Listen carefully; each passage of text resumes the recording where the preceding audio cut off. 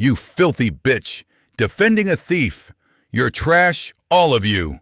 Officer Damon Mercer snarled, driving a boot toward the black woman entering the courtroom. He had no idea the woman was Naomi Carter, sworn in that morning as Havenford's new police chief. Walking in, not for permission, but to expose his years of rigged power. Courtroom 3, Havenford District Court, Wednesday morning. Routine on paper, a lifeless in person. Except for the black young man cuffed behind the defense table, feeling every fluorescent buzz like a verdict.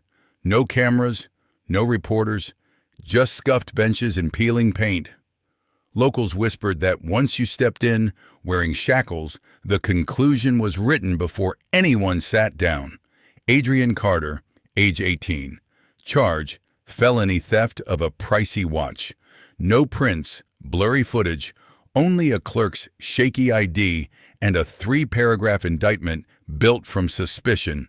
The cop running courtroom security that morning was Damon Mercer, a 17-year veteran. Uniform crisp, badge dulled by time, gaze still razor-sharp and ice-cold. Mercer didn't need loud commands. His stance, feet planted, arms folded, kept everyone quiet. A lawyer checking their phone earned a stare that said, "Sit down or disappear." A rookie reporter who once grabbed the wrong seat found himself shoved out, no explanation. Damon didn't wear the robe, but fear traveled with him like jurisdiction. Today his eyes stayed locked on Adrian with pure contempt, not even curiosity. It was the kind of look that didn't require evidence, only a familiar stereotype. To Mercer, young black men were recurring stains, easy to scrub, always returning. He saw darker skin itself as a danger label, requiring no deeper reasoning.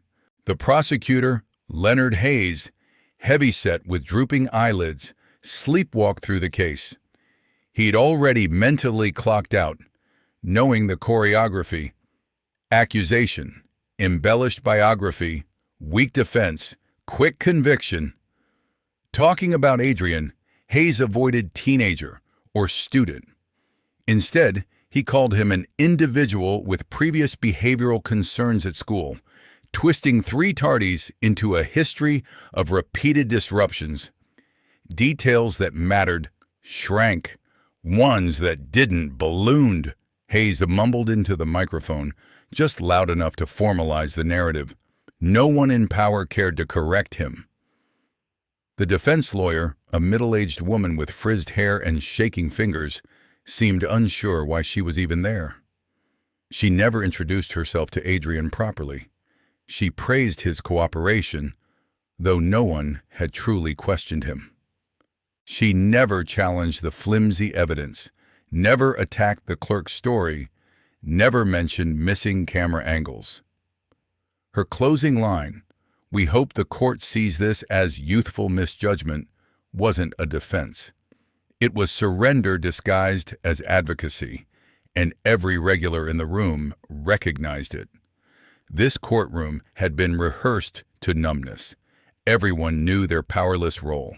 People saw the injustice, but nobody held a microphone big enough to matter. Mercer didn't move until Adrian tried to glance back. Damon stepped forward, fingers tightening on the cuffs, leaning just hard enough to whisper through pressure, "You move only when I allow it." Adrian swallowed fury, jaw clenched, eyes burning but dry. Behind him, a woman shook her head. A young man gripped his phone but never raised it to record. A polished white couple stared at their shoes. Everyone watched, everyone understood, and everyone had learned to stay silent. Until the rear courtroom door opened quietly. A black woman stepped inside, dark coat, file in hand. No apology, no rush. She looked straight at Adrian, and something in her gaze sliced through Mercer's instincts.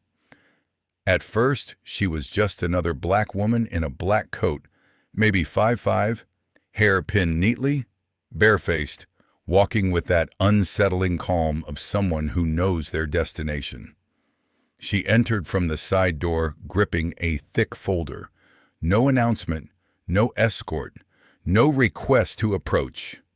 She walked to the front row and simply stood. In a room where people tiptoed, begged, and asked permission, her posture was a rupture, straight spine, level eyes, quietly rebellious, saying without words, "I don't fear you." No badge visible, no counsel at her side. The notary peeked up, then down. A clerk hesitated mid-keystroke. A younger officer glanced away to avoid her eyes. Nobody told her to leave. Something about her composure made people cautious. She wasn't aggressive, just firmly present. And in that building, unafraid meant dangerously unpredictable. Mercer noticed. He'd been scanning the room on autopilot until she disrupted his map. He turned, frowned, seeing a stranger with no sticker, no summons, no box to check. He walked toward her, measured and slow. He'd spent years shrinking people with proximity, accustomed to eyes dropping before his voice even left his throat. This time, she didn't step back. She met his stare, steady and unflinching. That unnerved him more than shouting ever could. Fearless eyes complicated his usual script. "Who do you think you are?" he asked, low but sharp enough to cut. Heads turned. No one volunteered an answer on her behalf. She gently placed the folder down, opened an envelope, and pulled out a document. She didn't wave it, just held it against her chest, facing the fumbling judge. Mercer hated deliberate silence, especially from someone who wouldn't bow. He stepped in front of her line of sight, taking the stance he used on street demonstrators. "I asked who you are," he repeated, colder now. She slid half a step sideways, avoiding contact without retreating, eyes fixed on the bench like he didn't exist. Heat flooded his neck. He felt control slipping. "Get out," he hissed. "No summons, no standing. You're disrupting court." A guard reached for his radio. Mercer waved him off. Damon moved closer, voice taut. "Who do you think you are? Walking in like you run the place?" And he expected her to finally flinch, to crack. Light from a side window traced the tired lines around her eyes. Still, her gaze stayed clear. He was close enough to hear her steady breathing, but not her backing down. To Mercer, silence could be resistance, and resistance demanded punishment. Her refusal to react threatened the whole order he'd carved out with glares and bruises. His fingers twitched toward her shoulder, maybe to shove, maybe just to prove he could touch what she represented without consequence. A chair clattered behind him, startling the room. Damon's practiced mask cracked. Naomi's composure throttled his ego, built on automatic obedience. Being ignored by a black woman with no visible rank made him feel exposed and small. Then he snapped.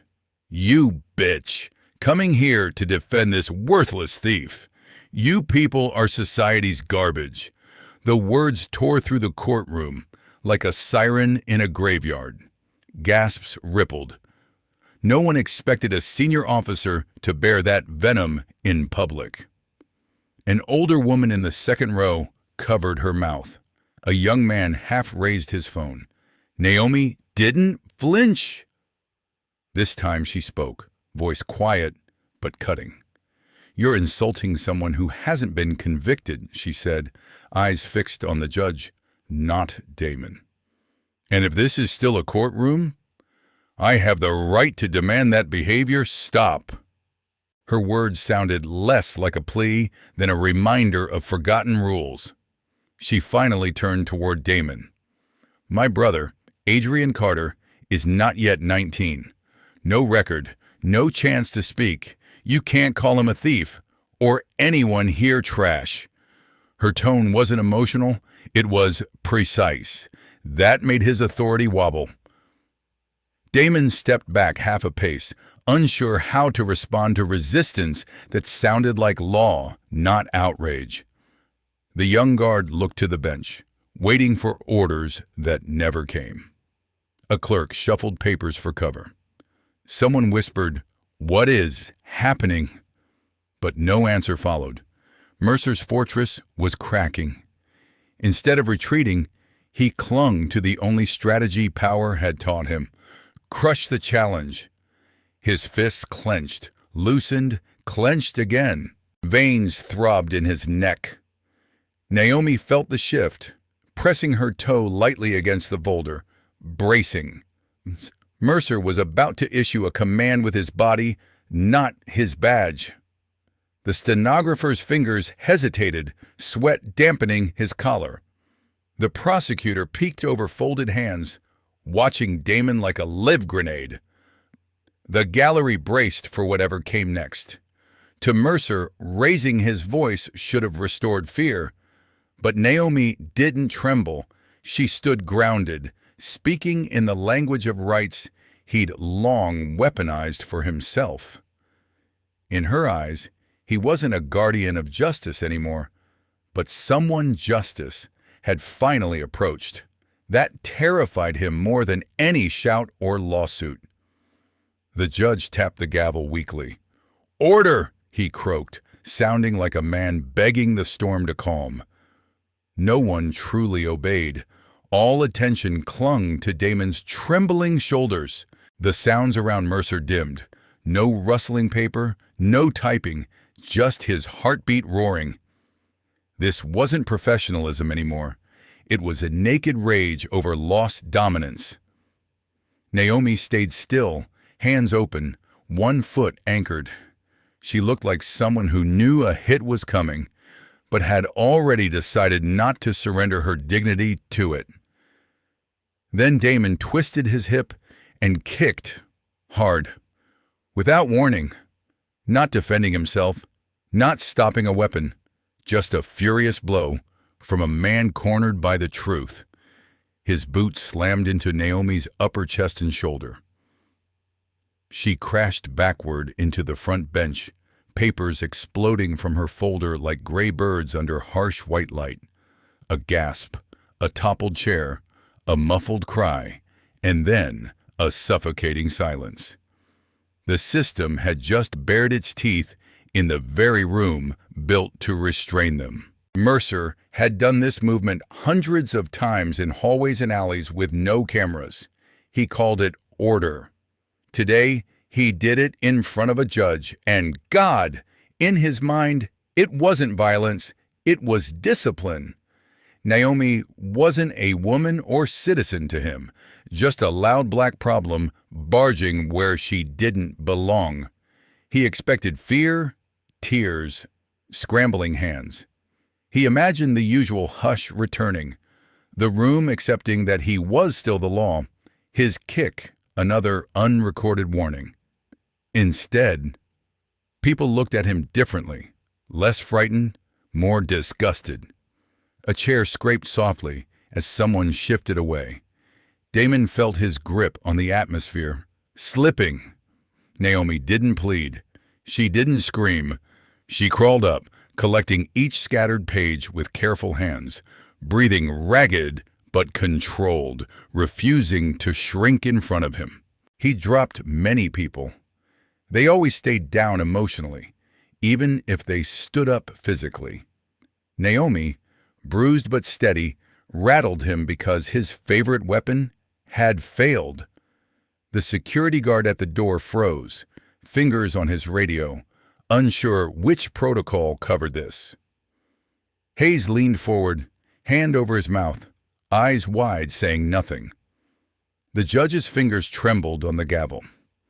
He looked more stunned than scared, unprepared to discipline brutality from the very side of the room wearing badges. An older woman whispered, "Oh my God!" then silenced herself like she'd overstepped. A little girl buried her face in her mother's coat, sensing danger without understanding it. No one moved. That kick had turned the courtroom into a crime scene. The badge on Damon's chest suddenly meant something rotten, not protective. At the center of it all, Naomi rose, one hand on the bench for support, the other pressing the bruised place where his boot had landed. She didn't hide the pain, but she didn't let it command her. She walked back into sight, shoulders squared, every eye in the room following. Naomi's voice came low but steady. "If you can act like that in a courtroom with a judge and prosecutor," she said, "what happens where nobody's watching?" The question hovered, heavier than any closing argument. It wasn't just for Damon. It indicted everyone who had normalized his violence by staying politely silent. Nobody objected, nobody pushed back, because they couldn't. Her words were a mirror, and every person in that room saw a piece of themselves reflected there. Damon clenched his jaw, chewing on rage, not remorse. There was no argument that didn't incriminate him further. Naomi hadn't come to debate. She'd come to reveal. A middle-aged woman dabbed at tears. A clerk dropped his pen and left it on the floor.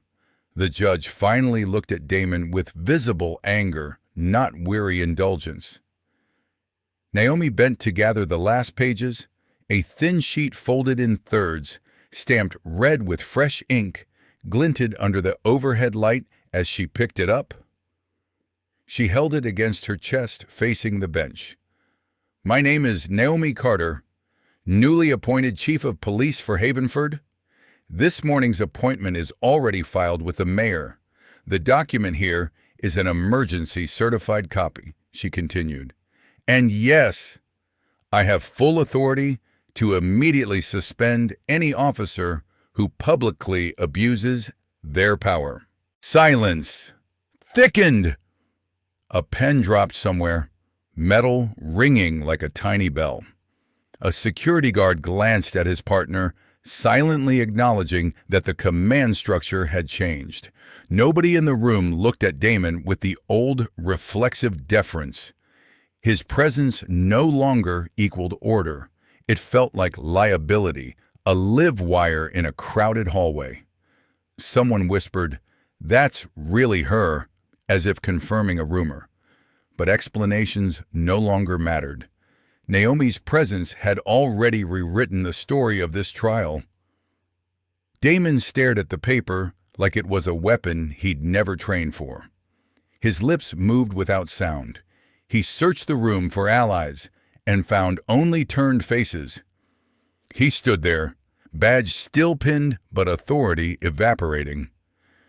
Naomi didn't gloat. She simply breathed, calm and composed, making it clear the real trial had already shifted. The official case would drag on in paperwork. But the moral verdict landed when the woman he'd kicked stood, named herself, and announced exactly who she could take down. Less than 4 hours later, video of Damon's kick flooded social media. Shaky phone footage from the back row, but audio crisp enough to catch his slur, unfiltered. "You people are society's garbage." The clip needed no commentary. The leg swing, Naomi's fall, the sick thud, those images looped endlessly, too raw to ignore or rationalize away. Captions sprouted, "When power snaps, justice kicked in uniform. The chief and the cop who attacked her." Outrage didn't need hashtags, but they exploded anyway. Online detectives dragged up old internal meeting audio. Damon's voice surfaced, "I don't need the law. If they won't listen, you kick them until they're scared." Matched with the courtroom video, that quote ignited a firestorm. Memes plastered his midair boot over inspirational posters. Boot of Shame trended, mocking his supposed commitment to community safety. The Havenford Police Department's official account became a target. Every feel-good post, every recruitment ad flooded with screenshots of the kick and comments asking, "This your hero?" News outlets started digging. Buried complaints, suspiciously tidy reports, unresolved use of force allegations. Damon stopped looking like an aberration and started resembling a symptom of something deeper. Not everyone backed Naomi. In certain neighborhoods and online pockets, mostly white suburban groups rallied behind Damon, calling the incident an understandable snap under intense pressure. In private chats and far-right forums, language turned openly racist. "If the brother steals, the sister knows," people wrote. "Look how black families behave, then blame the cops." Leinstowed Sadeti and Tanner. Conspiracy theories bloomed. Naomi supposedly staged the whole thing, leveraging her new promotion to frame Damon. Another political stunt, they insisted, using victimhood to climb the ladder. A Facebook group, Stand with Officer D, hit 12,000 members in 2 days, posting old photos of Damon smiling at community events, insisting he'd simply been pushed too far. Edited videos framed Naomi's entrance as disruptive, titling clips, "When a politician storms court to play victim." Comments raged about black privilege and immunity granted by identity. While TV pundits tiptoed around the incident, social media split hard. Damon became either a violent abuser of power or the last honest man saying the quiet parts aloud. The mounting pressure forced the court's hand. Adrian's trial was officially suspended. The statement cited concerns over impartiality after a serious incident involving a representative associated with a witness. No one wrote after an officer kicked the new chief, but everyone understood. Justice stepped aside again, rearranging itself around the fallout of one violent act. This time, though, the story refused to sink. Havenford, a city long numb to quiet brutality, had to stare at it in high definition and choose a side. In her first week as chief, Naomi skipped the usual press tour. No smiling podium shots, no rehearsed new era slogans for local news. Instead, she camped on the 4th floor. Internal affairs and citizen complaints. Her first directive wasn't staff reshuffles. It ordered a full review of Damon Mercer's last 13 years. Within 48 hours, a preliminary report landed on her desk. 14 official complaints naming Damon, all labeled internally suspended. No discipline attached, some never digitized at all. 8 came from civilians in poorer neighborhoods. 3 from people charged with resisting. 2 from outside attorneys. 1, the quietest, came from a rookie officer accusing Damon of coercion. Timelines were cross-checked against Damon's commendations. 11 complaints perfectly overlapped periods he'd been named Outstanding Officer of the Quarter for cleaning up so-called high-crime districts. One complaint read, "I signed a confession after being kept past hours without a lawyer. He said, if I didn't, my file would vanish forever." A single mother described Damon telling her, "You want your kid to keep going to school, right?" No overt threat, but the meaning landed like a loaded gun on the table. Naomi descended into the basement archives herself. Dusty boxes, rusted clips, aging paper, old truths buried under the excuse of going digital, yet somehow never fully transferred. There were no grand conspiracies, just consistent, quiet erasure. Complaints stalled, then shelved. Stories of bruises and threats never disproved, simply left unread until everyone moved on. Naomi didn't feel triumphant flipping pages. She felt accountable. Damon hadn't built this shield alone. The institution had handed him metal and turned away while he swung it.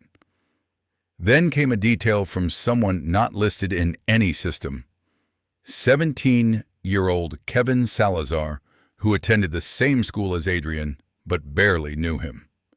That morning, Kevin biked past the market after leaving the library. He saw elderly Walter Briggs at the bus stop, then watched someone snatch a watch off Walter's wrist. Another bike shot out from behind. Adrian, pedaling hard after the thief.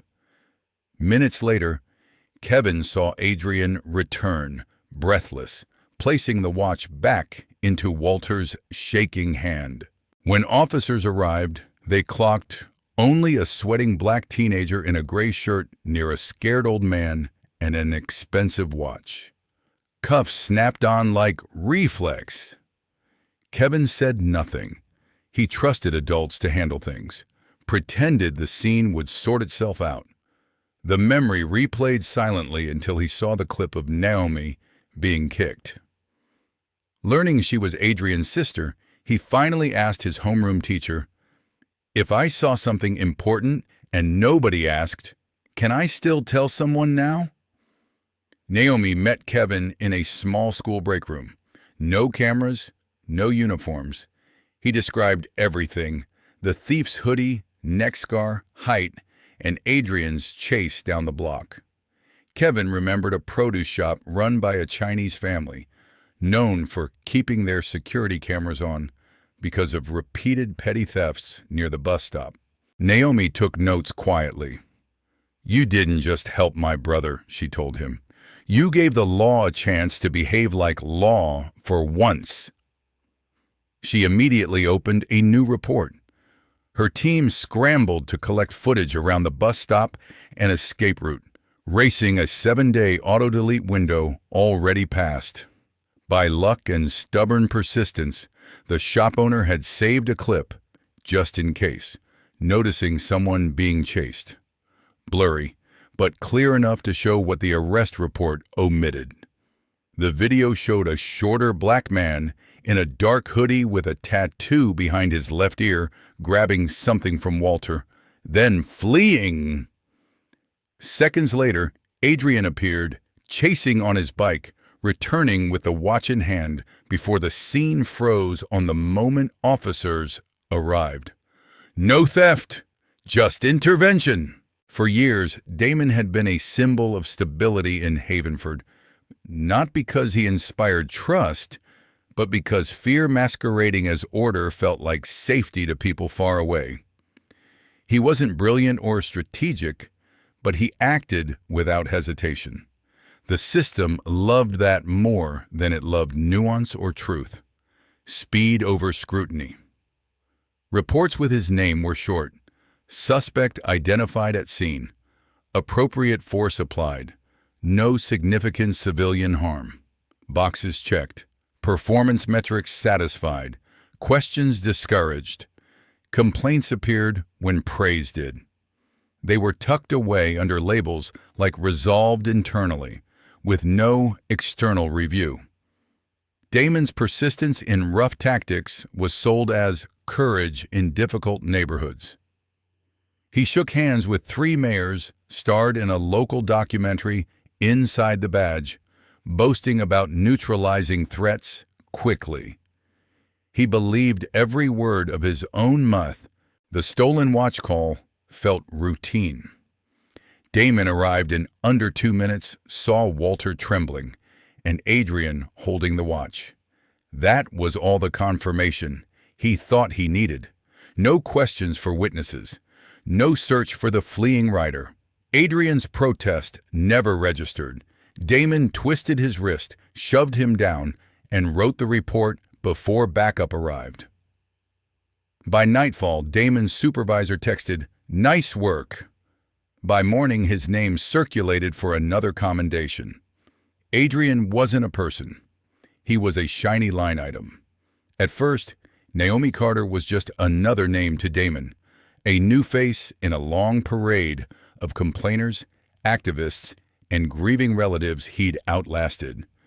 He expected her to shout, then disappear, He hated discovering she had a badge, a title, and the education to challenge him on his own playing field.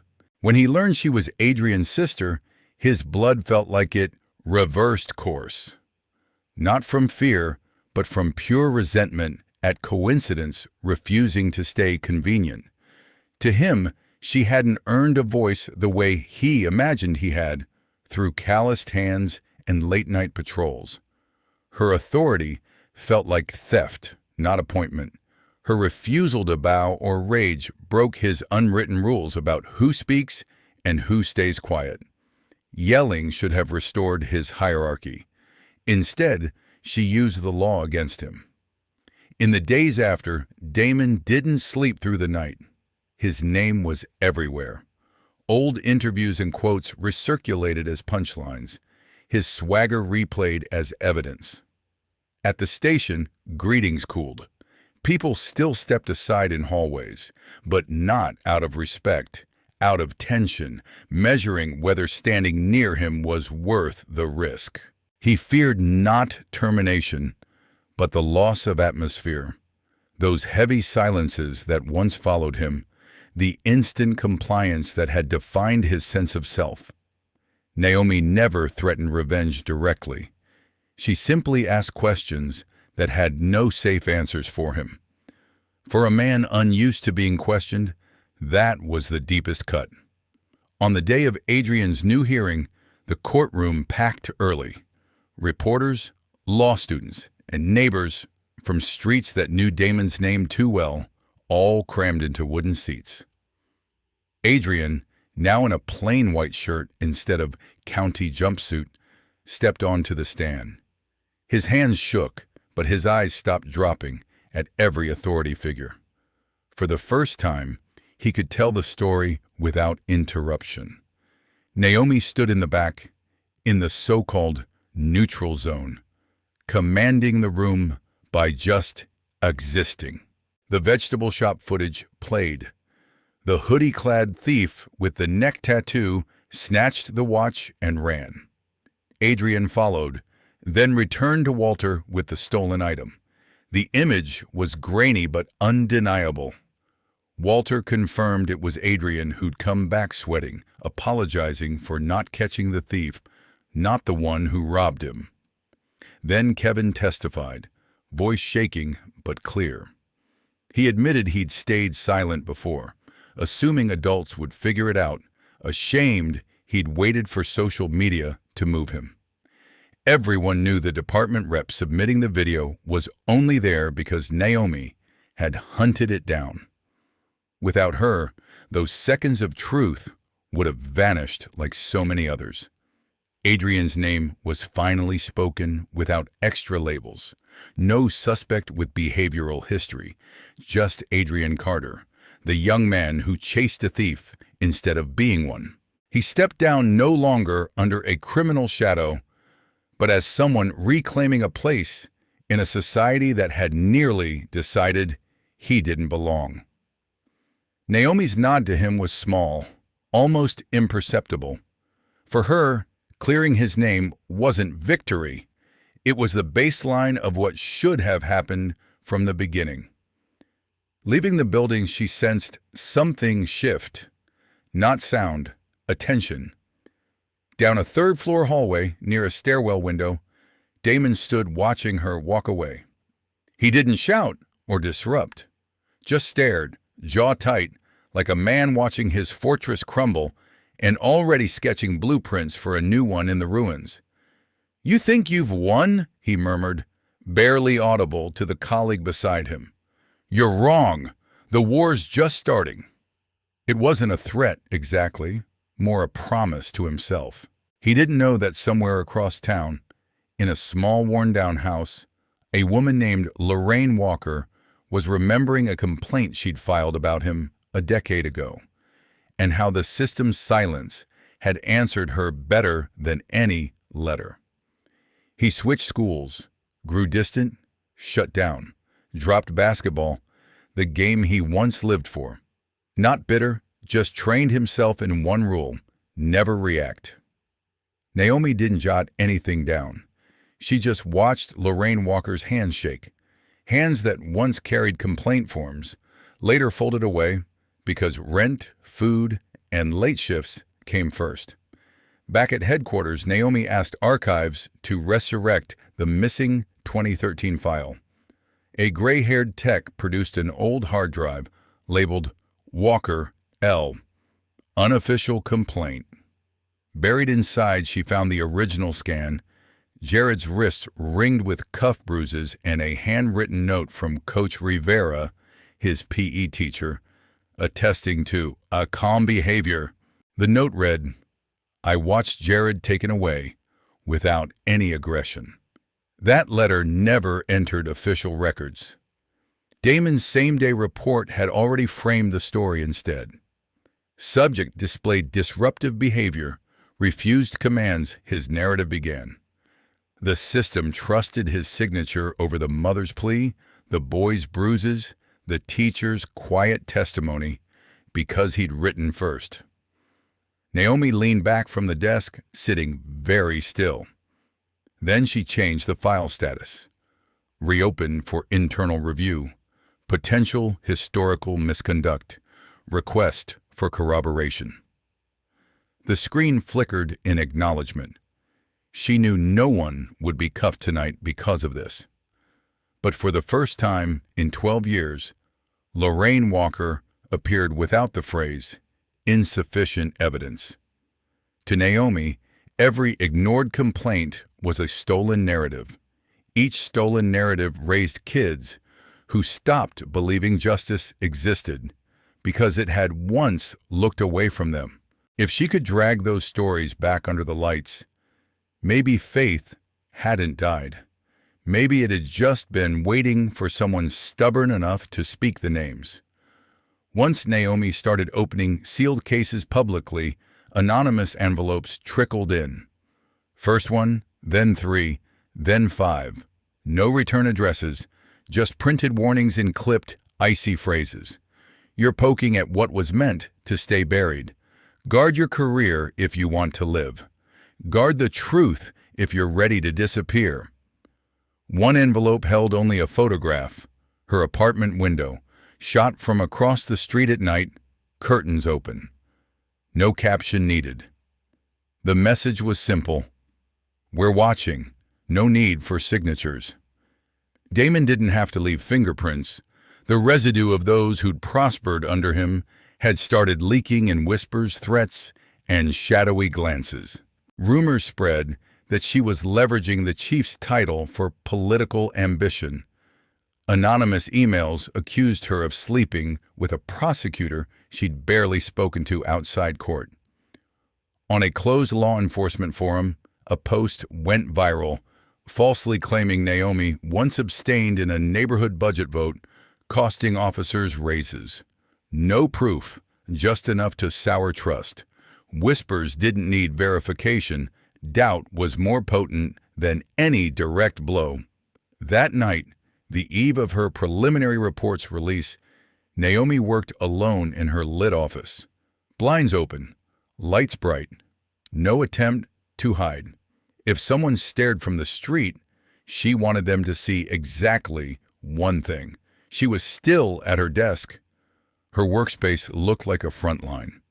Damon's file, suspended, incident logs, unsigned witness statements, Lorraine's thank you letter, and Kevin Salazar's testimony all lay spread like evidence of two eras colliding. A young officer knocked, handing her another envelope. Inside, a copy of her birth certificate, a red slash across it, and a scrawl, "Whose daughter are you, really?" No return address, just a faint office printer watermark. Naomi set the envelope aside. Burning it would be surrender. Silence would be worse. She turned back to the glowing monitor. She opened the folder labeled First Release, hit Save, then Print. One by one, pages spilled from the machine. Rescued statements, discarded photos, affidavits once stamped unreliable, now reborn as evidence. She stacked them carefully, bound them, and labeled the folder. Preliminary Internal Review, Use of Authority and Data Alteration, Havenford Police Department, Public Disclosure Copy. By morning, copies would reach newspapers, the mayor's office, state oversight, and crucially, the department's own digital bulletin board. No dramatic speech, just an invitation. Read it yourselves. She didn't crave praise, didn't want us to be a savior. If even one forgotten complainant saw their name and thought, I wasn't crazy, I wasn't alone, it'd matter. Naomi wasn't trying to topple the entire system. She was holding up a mirror. If it chose to defend injustice, then everyone would have to show exactly where they stood. She left just before midnight. The hallways were dark, but darkness hadn't ever been the problem. The problem was people who'd grown comfortable living in it. Now they'd be dragged toward the light, and she was the one carrying it. Not because anyone asked her to, but because no one else was willing. The press room overflowed, not from glossy invites, but curiosity. What happens when a police chief who survived official violence exposes an entire constellation of buried misconduct? People needed to see. Behind the podium, a large screen waited. No flags, no slogans. Naomi stepped out holding nearly 70 pages titled Preliminary Findings in Enforcement Abuse and Data Manipulation, Havenford 1999-2022. What froze the room wasn't the title. It was the map projected behind her. A satellite view of Havenford, carved into neighborhoods like surgical cuts. Red dots marked every recorded arrest over 2 decades, at first scattered, then blooming thick over the east and south sides, where residents of color made up 82%. Naomi zoomed into one cluster, Sector 7. 241 arrests in 4 years, 196 tagged potential public disorder, nearly 90% targeting people of color or immigrants. Then names appeared. Primary Arresting Officer, Damon Mercer, 37 cases. A line graph beside it traced his arrest spikes alongside the dates of his commendations, rising in eerie synchronization. She barely had to explain. The visual spoke louder than speeches. Another overlay popped up, showing that, on average, 1 complaint appeared for every 6 arrests Damon made. Not one of those complaints had ever triggered a full disciplinary hearing. Not one! Behind Naomi, the numbers glowed like unblinking witnesses that refused to look away. She played clipped internal audio from a 2014 closed-door meeting. An officer's voice chimed clearly. We let Mercer handle it. He's good at cleaning up trash. Trash doesn't need protection. The words thudded across the press hall. No one could pretend misunderstanding. Trash meant people. People whose complaints had vanished in the same rooms where that sentence drew nods. We used to worship order by counting numbers, Naomi said, voice steady. But when numbers hide bias and reward brutality, they stop being data. They become weapons. Behind her, arrests lit up, color-coded, red for excessive force, yellow for internal complaints, black for vanished cases. At the center pulsed a label, Mercer, Zone of Influence. Naomi didn't close with a promise. She closed with a question. If that kick hadn't been caught on video, would any of us be staring at this now? What many had called a personal outburst had cracked open a wall, left untouched for years, revealing a system that fed on fear, complicity, and learned silence. The briefing ended without applause, but within hours, clips of Naomi's map and sound bites flooded timelines.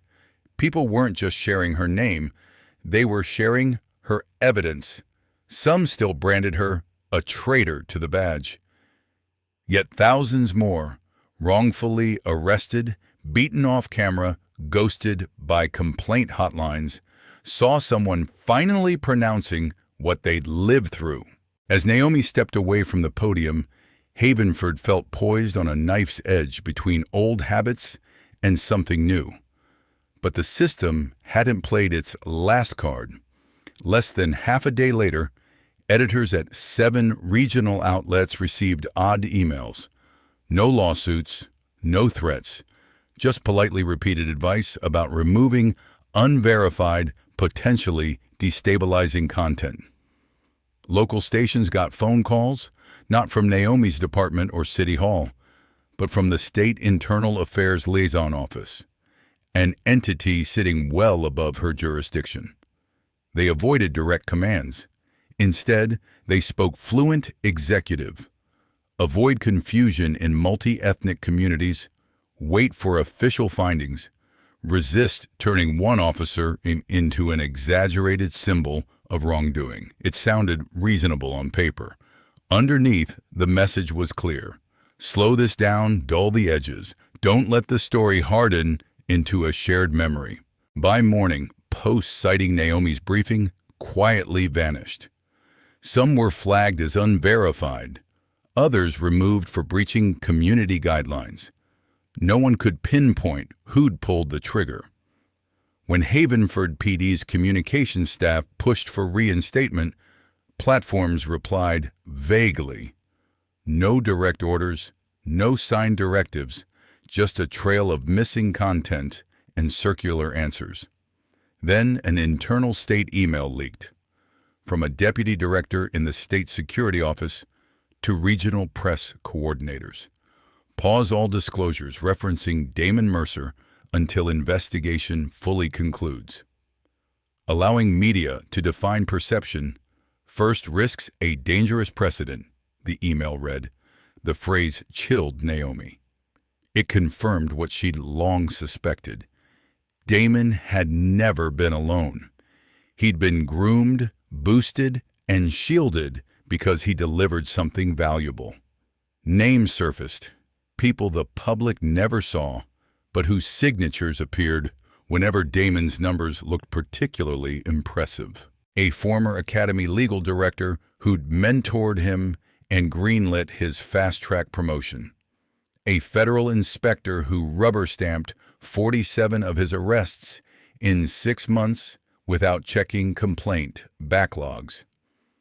A city security grant deputy who once hailed Damon as a model of civilian compliance enforcement in a memo to federal budget committees. They'd never swung batons, but they'd blessed the outcomes. Now those same hands were smothering Havenford's outcry, not with boots or guns, but with policy language, algorithmic takedowns, and bureaucratic authority Naomi could not directly command. She couldn't subpoena them. They weren't in her chain of command. She couldn't drag them to a disciplinary hearing. Their power lived in signatures, not uniforms. Damon, she realized, had never been the whole structure, just the dirtiest visible gear. The real machine lived above him, rewarding his efficiency while ignoring the human cost. At first, Naomi thought she was chasing a rogue cop, but every file, policy chain, and grant justification whispering his name revealed something bigger. He was a product. A formula had been in place long before her badge. On paper, it sounded neutral: lower crime, boost efficiency, maintain public safety metrics. The implementation twisted everything, unspoken. Whoever hit the number stayed, however they managed. One report showed that during Damon's peak years, Havenford secured nearly $11 million in federal impact grants. Those grants cited sharp crime drops in low-income districts patrolled by Damon's task force. Almost none of his arrests led to convictions. Few even made it through prosecution. Nobody measured the bruises, job losses, or shattered trust. Only one thing endured: the data. Data became performance review. Performance became justification. Justification turned into his armor. Naomi once met with someone from the State Homeland Security Grants Office, seeking help tracing suspicious budgets. She received a practiced smile and a warning instead. "I'd watch your tone," the official said. "You're poking at why this city still has funding. If you want to keep your seat, drop it." It didn't sound like a threat. It sounded like gospel. Damon was a convenient link, effective, measurable, and disposable only if a suitable replacement appeared. Even when Naomi mapped the chain of responsibility, the system barely flinched. It didn't care about ruined lives. It cared about one question: who can keep producing those numbers? In one closed meeting, a state policy advisor told her plainly, "If you keep involving Mercer's name in public disclosures, funding will freeze until we conclude our internal process." "That takes time," he added. Naomi knew time here meant stall, exhaust, isolate. Either she backed off or risked watching the department crumble financially on her watch. She left that room without turning around, the door shut like bulletproof glass, separating her from an inner circle that had never expected to answer to someone like her. Former allies kept their distance. Federal conference calls evaporated.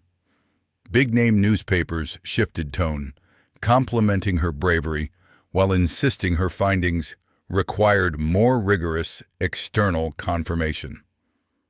On a quiet Wednesday, Adrian walked out of county lockup. No reporters, no slogans, just his mother, waiting with the worn jacket he'd worn to his first hearing. He didn't speak at first. He wrapped her in a long hug, clinging not to avoid crying, but because he finally sensed he was leaving more than bars. Back home, the kitchen still held the same chipped table and complaining chair. But that night's dinner felt different, weighted with things Naomi finally decided to share. She laid it all out: anonymous threats, colleagues' cold shoulders, meetings where smiles concealed knives, reports that disappeared, then returned altered, and emails hinting she might jeopardize disaster relief budgets. The room went quiet. Adrian's mom asked nothing, just refilled glasses. Adrian absent-mindedly stirred his vegetables, as if trying to mix everything he'd just heard into something digestible. Then he looked up, voice steady. "For a long time, I thought I was the anchor dragging you down. Turns out I'm why you couldn't quit." That night, Adrian stayed awake. In his room, yellow lamplight pooled over his old laptop. No fancy setup, no rehearsed speech, no stylized angle, just his face. He hit record and stared into the webcam like into a mirror. "My name is Adrian Carter," he began. "I'm the guy you labeled a criminal, the one cuffed without real questioning, judged for my skin and my presence, not evidence. The one whose sister you kicked in open court." His voice didn't crack. It didn't roar.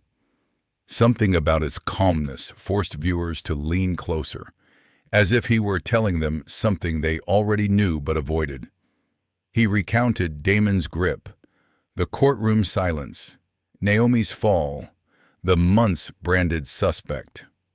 "I stayed quiet because I felt ashamed I'd dragged her into this mess. Now I understand," he said. "Staying quiet doesn't protect anyone. I'm done with that. I'm speaking for what she tried to protect. Nobody should get hit for standing up." The video ran just 7 minutes. No soundtrack, no edits. Within 10 hours, it was shared over 70,000 times. People stopped scrolling when his eyes caught theirs. Comments poured in. "I used to be you. We thought staying quiet kept us alive. Your sister isn't just your family.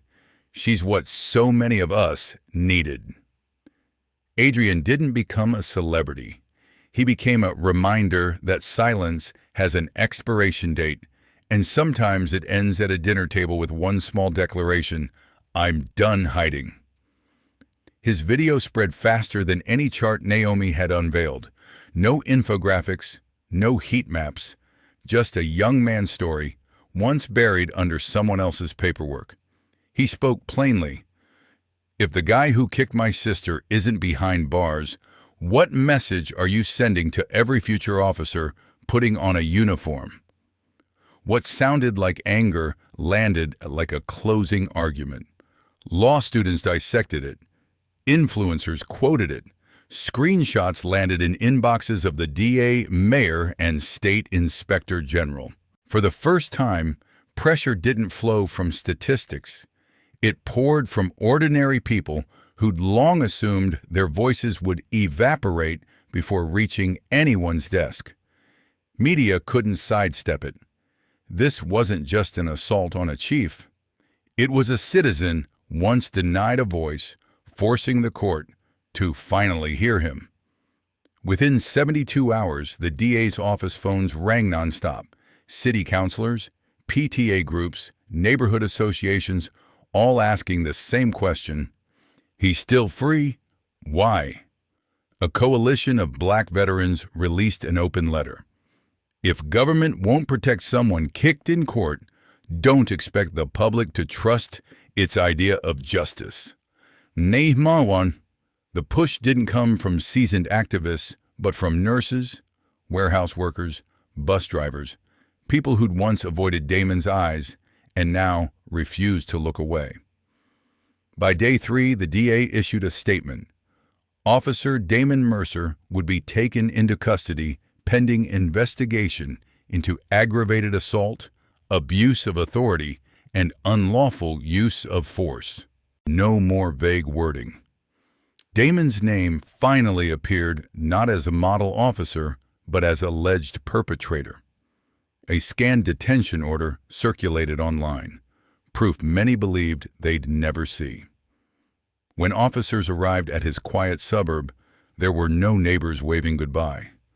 Just a plain sedan, 2 detectives, and a front door opening onto a different future. Damon stepped out in a wrinkled t-shirt, hair uncombed, face tight. Cameras didn't lurk at a distance. They stared at him level, catching every blink. He said nothing as they cuffed him. This time, no one called him a symbol of order, just a man bound by restraints he'd once snapped onto others. The system that had shielded him now had to explain, under scrutiny, why it took a kick, a video, and a city's outrage to finally let him fall. Interrogation Room 2 hadn't changed. Cold chairs, pale walls, mirrored glass. Damon had spent years here playing judge of tone, deciding who looked defensive or cooperative. Today he wore no badge, no nameplate, just standard detention clothes, sweat along his hairline, hands pressed flat on the table to hide the shaking. No detective sat opposite yet. He knew someone watched from behind the mirror. He didn't sense it. He recognized the setup like an architect trapped in his own blueprint. A voice finally broke the stillness, clear through the speaker. No introduction, no rank. "Why didn't you report what happened in that courtroom?" the investigator asked. Damon licked dry lips, searching his mind for old evasive scripts. He'd once built entire reports from half-heard witness accounts, knowing no one would cross-check. This time, no backup waited outside with coordinated answers. Every word belonged solely to him. For the first time, he couldn't outsource the consequences. The investigator didn't repeat the question. Silence did the pushing. Damon shifted, pretending to adjust his seat while really stalling for one more second of illusionary control. He started, but the rest drowned in his throat. He glanced at the mirror, expecting reinforcement. Instead, the reflection of a middle-aged detainee stared back. He saw sweat, worry, fear, features he'd once read on others' faces and labeled as guilt. Now they lived in his own, with nowhere else to project them. No one slammed the table. No one raised their voice. The quiet pressed down heavier than any shouted accusation he'd ever thrown at a suspect. Finally, he muttered, "I didn't think it was that serious." The recorder clicked softly. That line entered the file like the first crack in a supposedly unbreakable surface. The organization he'd served prized one thing: never underestimating threat level. In admitting he misjudged that kick, he exposed their worst fear, that he could be wrong. The cameras rolled, pens moved, yet no one hunted for excuses. They just watched Damon, once untouchable, fumble for words he'd never imagined needing. By the third day of questioning, his composure frayed, detention shirt rumpled, wrists scraped from nervous tapping. He spoke less, avoiding the mirror's gaze like it burned. He waited for some higher up to barge in with salvation. No one came. No late-night call. No hold-off. We need to talk strategy. Just absence. The first major blow came from his own side. His attorney filed a withdrawal notice, citing the client's failure to provide necessary, truthful information. A polite phrase, but everyone understood. "You're not worth losing credibility over." Hearing it, Damon's eyes widened, fists clenching, not to fight, but to hold onto something evaporating. Within 48 hours, more signs surfaced that his protective net was dissolving. A former supervisor declined to testify to his character, citing schedule conflicts that clearly weren't real. A policy board member who'd once praised him as integral to community stability quietly resigned, blaming health, avoiding any public link to his collapsing reputation.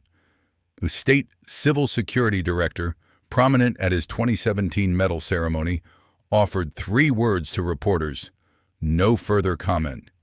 The distance spoke louder than condemnation. But the clearest signs weren't statements, they were edits. Old internal emails defending Damon vanished. Archived praise was scrubbed, dates tweaked, language softened to dodge liability. Commendations disappeared from public-facing documents. Quotes once used in training slid into oblivion. No one vouched for his innocence. They simply refused to stand close enough to be splattered. In this structure, loyalty lasted only, while you remained useful. Damon, with hollow eyes and a file thicker than anyone wanted to claim, had become deadweight. At Eastwood Detention Center, the metal doors clanged open. Damon entered not as security, but as intake. No crisp uniform, no weapon, no clipped commands. His wrists were cuffed in front, standard restraint for those with assault histories. He shuffled through the scanner. Guards logged his info without acknowledging familiarity. One officer recognized him, paused a heartbeat, then continued typing. Not hatred, just calculated distance. Associating with Damon now meant drawing curiosity from auditors and journalists. An older guard who'd once processed staff grievances turned away as Damon passed into Hall D, the wing reserved for inmates with prior abuse complaints. He knew that corridor well. He'd once ordered a 17-year-old held there for threatening an officer when the kid had just cursed after being wrongly detained. Cell 2A felt familiar. Single iron bunk, exposed toilet, high-mounted surveillance camera Damon himself had approved years earlier to ensure officer safety during volatile detentions. He remembered 3 men once locked here. 1 drunk in a park, 1 trespassed accidentally, 1 without ID. All black, all had reacted. He'd used that word like a stamp. Now he sat on the same thin mattress, cuff marks raw on his skin, sweat at his neck, realizing he couldn't press a buzzer and command anything anymore. His ID tag bore no name, just an inmate number scribbled in marker. To the system, he'd become data, like the people he'd once reduced to case counts.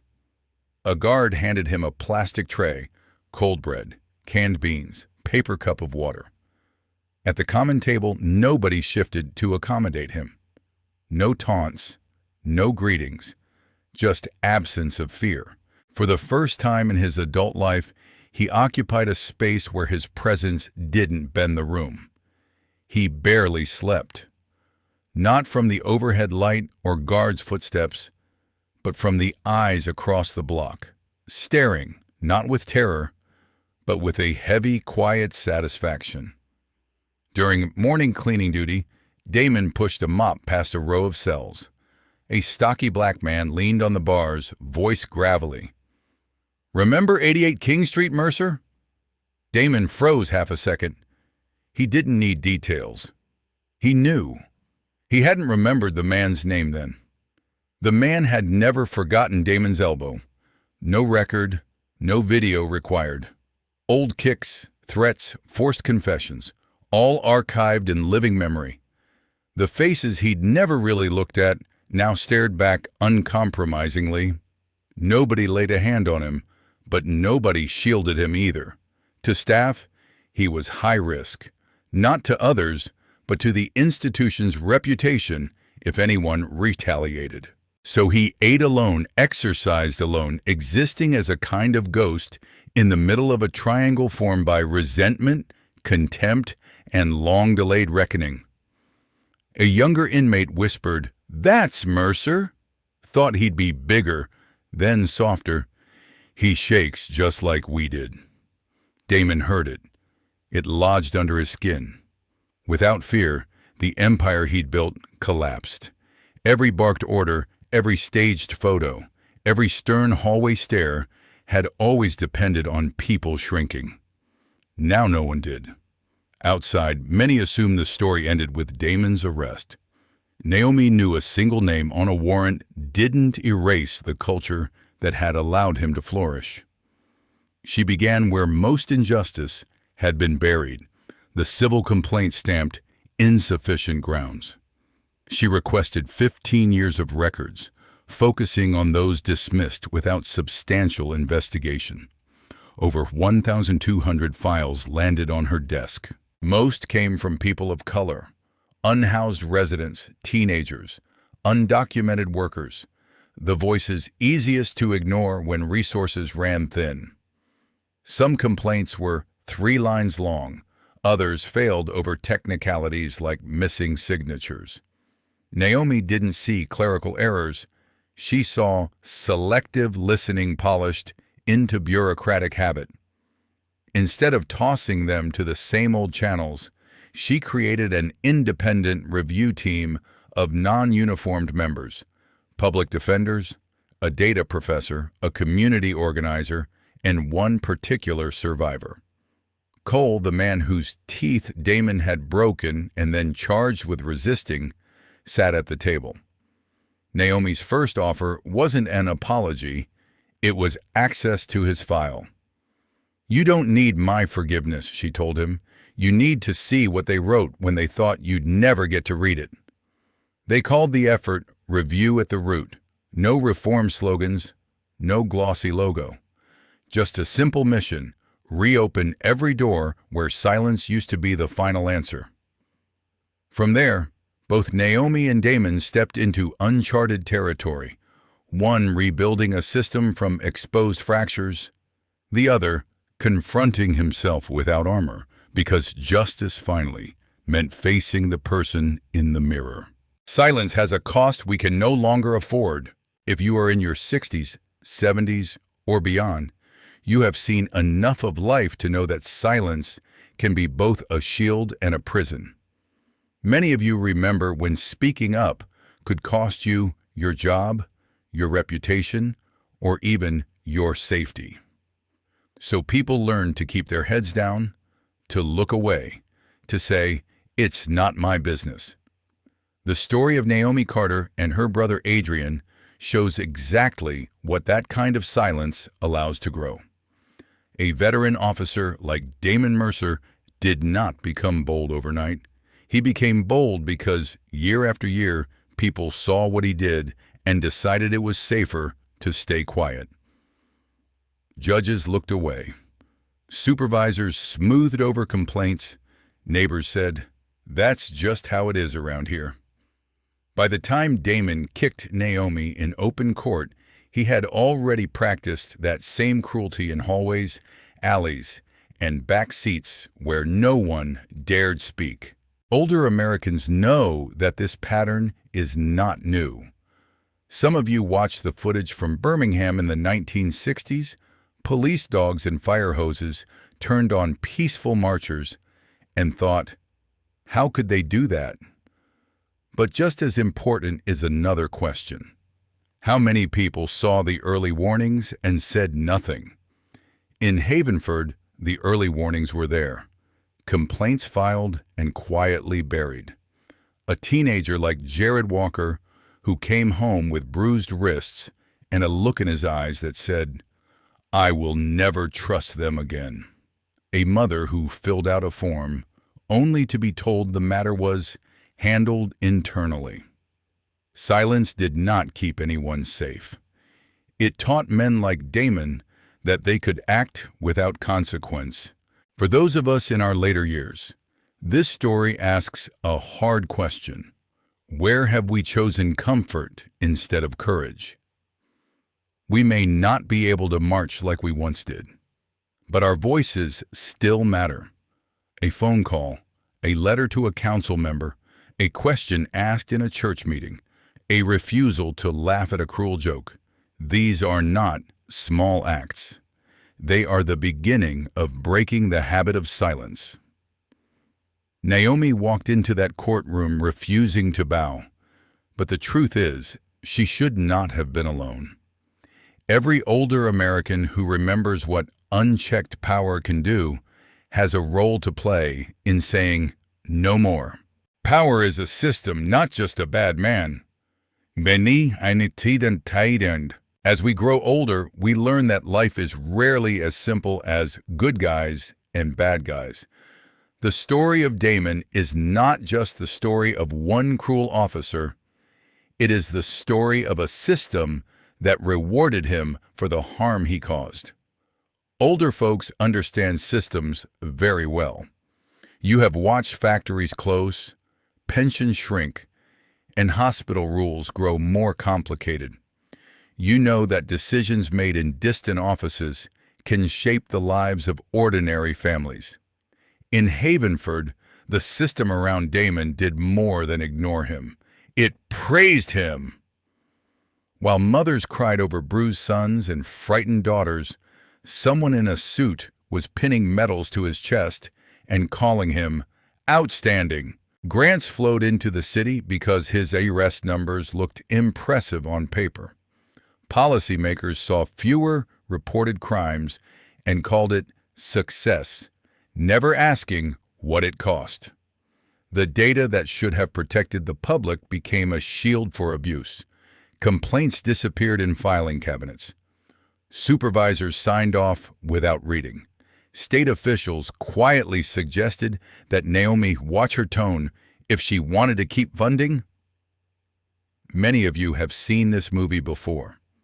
It played out in factories that pushed workers too hard, in hospitals that rushed patients through, in nursing homes where understaffed aides did their best in impossible conditions.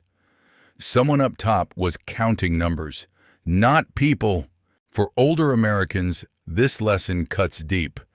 We cannot be satisfied just seeing one man in handcuffs and calling that justice. Yes, Damon finally sat in the same kind of cold interrogation room where he once judged others. Yes, he shuffled through a jails where his name no longer carried fear. But if the system that created him stays in place, there will be another Damon, and another after that. Real accountability means following the trail upward, to the supervisors who looked the other way, the officials who blessed the numbers, the committees that treated human suffering as a cost of doing business. Many of you have grandchildren now. You do not want them to grow up in a world where a badge is feared instead of respected. That means demanding more than a single arrest. It means supporting leaders like Naomi when they insist on opening old files, publishing real numbers, and inviting ordinary citizens into the process. It means treating data not as decoration, but as a tool to reveal patterns of harm. The older generation understands that systems do not change themselves. People change them, or they stay broken. It is never too late to stand up for the next generation. One of the gifts of aging is perspective. You can look back over decades and see where things truly changed and where they only pretended to. Naomi's work in Havenford was not flashy.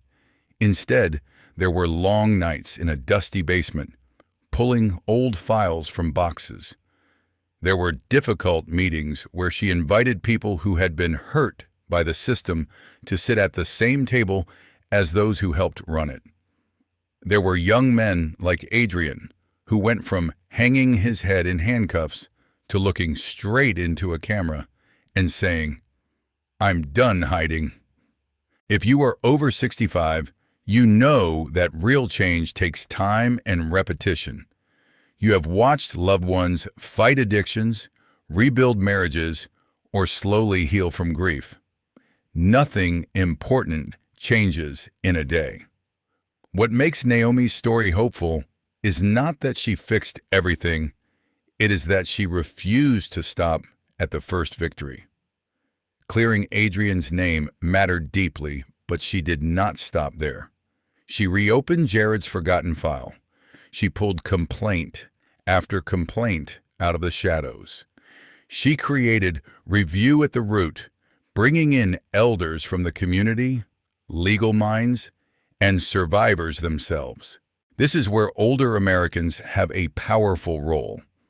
You may not wish to lead marches, but you can lend your wisdom. You can sit on citizen boards, show up at town halls, ask the questions younger people have not yet learned to form. You remember what it felt like when neighbors trusted each other enough to knock on the door after a siren passed?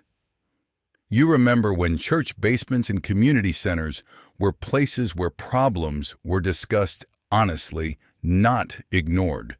That memory is a resource. Naomi held up maps and charts, but what truly moved people was the simple testimony of Adrian looking into that little laptop camera and saying, "My name is Adrian Carter." Storytelling, the kind you have practiced at family dinners, reunions, and funeral receptions, turns numbers back into human beings. The legacy still in our hands. For those who have lived long enough to see more than one generation grow up, the story of Naomi, Adrian, and Damon is not just a headline. It is a mirror. It asks us gently but firmly what kind of country we are leaving behind. Many of you marched, voted, wrote letters, or quietly helped a neighbor when the world felt cruel. You may feel tired now, and that is understandable. But your influence is not over. A grandchild listening to your stories, a neighbor hearing you say, "That's not right," a pastor or community leader reading a letter you wrote, these are seeds. Naomi carried a folder of papers into that courtroom, but she also carried something you know well, the determination of someone who has decided that fear will not have the last word. In the end, Damon's fall is not the heart of this story. The heart is in every person who chose, finally, to speak.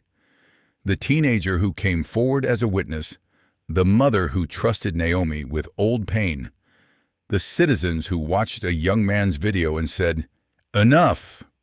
For older Americans, the message is clear. As long as we are breathing, we still have a role in shaping justice.